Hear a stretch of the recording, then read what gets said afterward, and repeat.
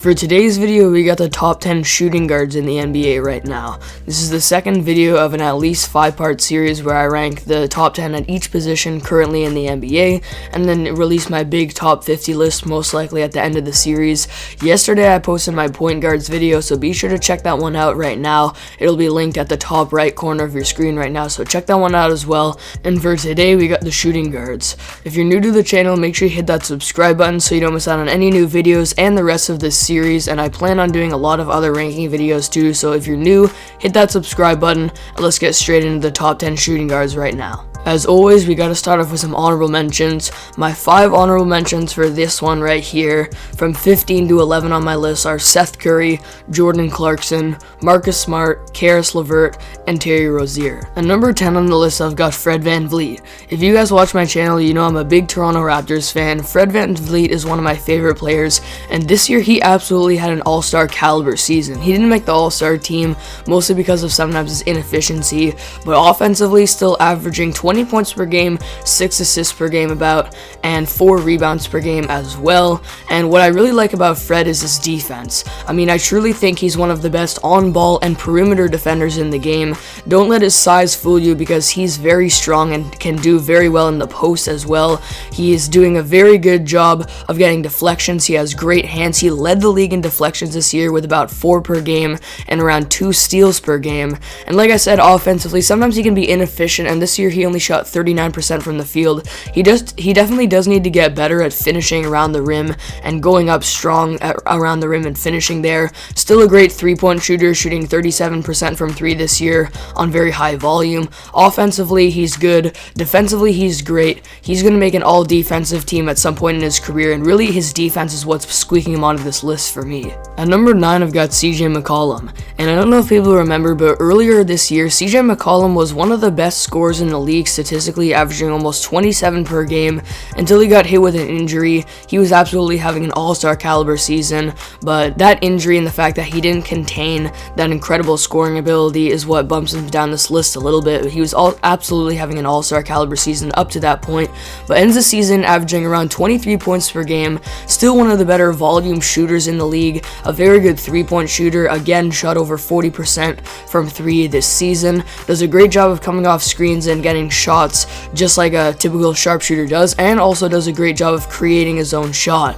And the fact that he can do this on average efficiency for a guy that creates his own shot a lot of the time is very impressive. If CJ could add other aspects to his game, like a little bit more passing and playmaking ability, a little bit more defense, and a little bit more efficiency when it comes to, for example, he's shooting about league average true shooting this year. If he can add this to his game, that's what's going to take his game to the next level and get him back on the all-star team. But as for now, he's just a really good bona fide scorer and earns the 9th spot on this list. At number 8, I've got Shayne Alexander, and to be completely honest, Shay can do it all, and you might think he's putting up empty stats because he was on the OKC Thunder, but honestly, he didn't even really take that many shots this year and was still extremely efficient. He put up 24 points per game this year in terms of scoring on 50-40-80 shooting, 51% from the field, 42% from 3, which is very impressive for Shay, and 80% from the line, and also 62.3% true shooting, which is about +5 relative true shooting, so about 5% above the average true shooting in the NBA right now. A very good playmaker as well, did a great job this year of getting his new teammates involved, and he's easily going to be this team's best player moving forward in their franchise, and they can trust him too. I talked about his playmaking. He's averaging 6 assists per game this season and top 20 in box creation, which is how many open shots you create per game for your teammates, with 10.7, and is also a great defender too. He's a great off-ball defender, really uses his height and length to his advantage, and a very good on-ball and perimeter defender. Shay can do it all and absolutely deserves at least a top 8 spot on the shooting guards list. Number 7, I've got Jaylen Brown, and what separates him from the other guys I've put on the list so far is his defense. But when we talk about what he's done offensively this year, early in the year, I had Jaylen Brown as one of my top most improved player candidates. He's improved a lot this season, averaging almost 25 points per game this year, really improved his efficiency too, shooting 48% from the field and 40% from 3, along with a 56% effective field goal percentage, which is much better than league average, and usually throughout Jaylen's career he's been an average efficiency scorer, but he did it on much higher volume this year, much better efficiency, and improved his free throw struggles a little bit. For his career, he's been an under 70% 60% free throw shooter, but this year took that up to 77%. And then defensively, he's very versatile on the end of the floor, a very good on-ball defender, almost never gets beat off the dribble, and can defend anyone 1 through 4. Jaylen Brown is definitely one of the better young players in the game. I have him in my top 25 currently of all of the players, and his two-way game is excellent. At number 6, I've got Zach LaVine, and again, just like I said in the point guards video, the fact that a guy like Zach LaVine is ranking at 6 shows just how many talented shooting guards there is in the league right now. I think he might rank 3 or 4 on my small forwards list if he was there.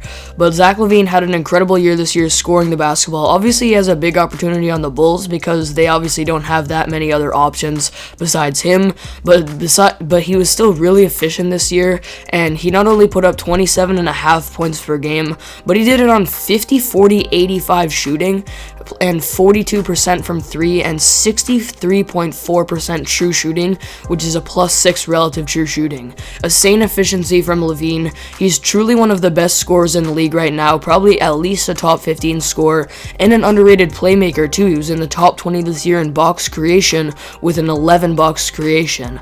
The only thing that separates him from a lot of the other guys that I put on this list is defense. Zach LaVine needs to get the defensive part of his game to at least an average level before we can start talking about him as one of the best players in the league. Now kicking off the top 5, and basically 5 to 2 on my list here is interchangeable. It's basically impossible to rank these players.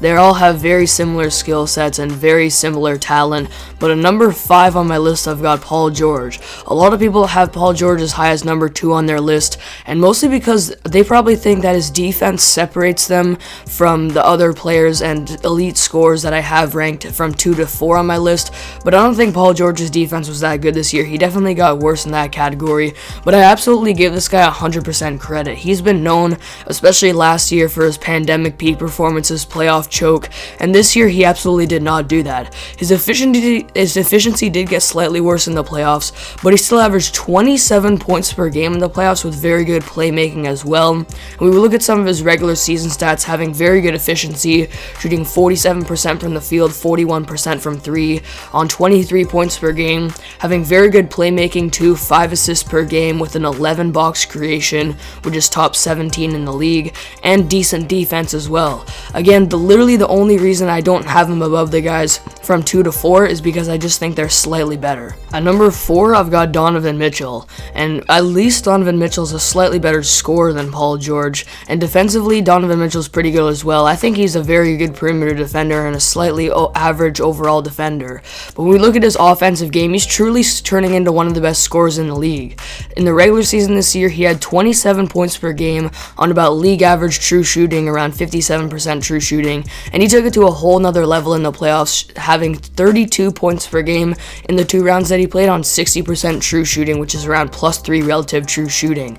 He's obviously been a very good shot creator throughout his career, and especially in this season, creating his own shot a ton, still shooting extremely well from 3, around 38% in the regular season, and being a very good playmaker too, ranking top 12 in the league in box creation with an 11.7. So he's very good offensively, there's no doubt about that. And honestly, the only thing that separates him from the guys I put at 3 and 2 is how Donovan Mitchell has a lot of help from his screen setters. Like for example, Rudy Gobert and even a guy like Royce O'Neal are very good playmakers when it comes to their screen setting and help him out a lot. So he's not as good as a shot creator for himself, I'd say, as the guys I put at 2 and 3. Again though, 2 to 5 is pretty much interchangeable here. At number 3 on the list, I've got Bradley Beal. Now, Bradley Beal, I considered having guys like Donovan Mitchell and Paul George ahead of him because they perform better in the playoffs, but for Beal, it was a really small sample size in the playoffs, and despite not playing well, he still put up 30 points per game, and despite his bad efficiency, this is still really good. He obviously held his own in the NBA playoffs. It was a very small sample size as well. He really didn't have that much help against the Philadelphia 76ers, and in the regular season this year, Beal scored that he's easily one of the best pure scorers in the entire game, averaging 31.3 points per game, and just his sheer scoring ability in the regular season, for me, puts him just slightly above guys like Donovan Mitchell and Paul George. Beal was incredible this season, scoring the ball in the regular season, and he also did it on very good efficiency for his playstyle. He obviously creates his own shot a ton, gets a lot of opportunities to score in ISO, does a lot of things like taking step backs, creating his own shot, and despite all of this, still shot 48.5% from the field and +2 relative true shooting.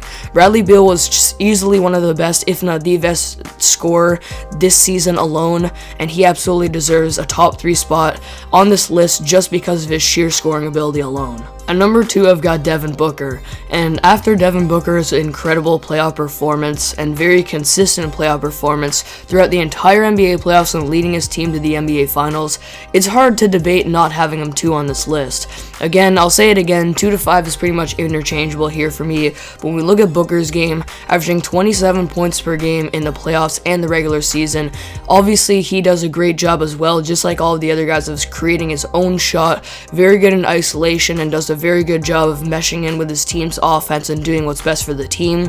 A good playmaker as well, having a box creation of 10 this season and averaging about 4.5 assists, and doing very well in the postseason at this too, averaging around 6 assists in the postseason. And I think his defense is really underrated too. I think his defense is maybe even what separates him from a guy like Bradley Beal. I watched a lot of Devin Booker games in the NBA playoffs, and he's a very underrated on-ball defender. He can definitely hold his own defensively, and I'd absolutely classify him as an over-average defender, and he puts a lot of time into improving that part of his game. But when we look at his scoring specifically, doing what he does on over-average efficiency, and actually after the second round in the playoffs, he was shooting 50, 40, 90, which is absolutely insane, and this obviously got dropped down because of how he was guarded by guys like Patrick Beverley and Drew Holiday in the last 2 rounds and struggled a little bit against them. But Booker's sheer scoring ability, amazing efficiency when he's not guarded by the best of the best, is what slightly separates him from guys like Beal. Also his defense slightly does, and I can't not put Booker at 2 here after his playoff performance. At number 1 on the list, I've got James Harden. The guys from 2 to 5 are in a whole different tier than James Harden. James Harden is still in his own tier.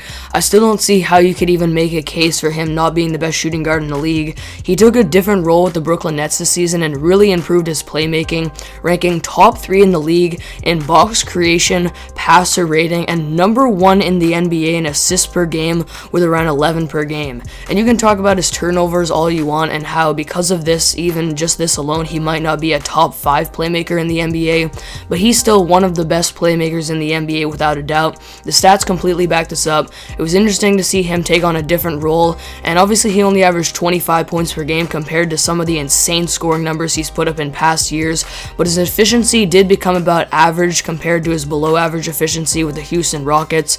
And overall, Harden's scoring ability, his now decent efficiency, combined with his insane playmaking ability, not only still have him in the top 10 as just NBA players in general, but it easily still makes him the best shooting guard in the league. So there you have it. That's the end of today's video. Those are my top 10 shooting guards in the NBA. Small forwards, power forwards, and centers are still to come, so like I mentioned, if you're new to the channel, make sure you subscribe. Stay tuned for those new videos. Be sure to check out the top 10 point guards video I made yesterday if you haven't already. Comment down below your thoughts on today's video. Thank you guys for watching. I hope you enjoyed, and I'll see you all next video.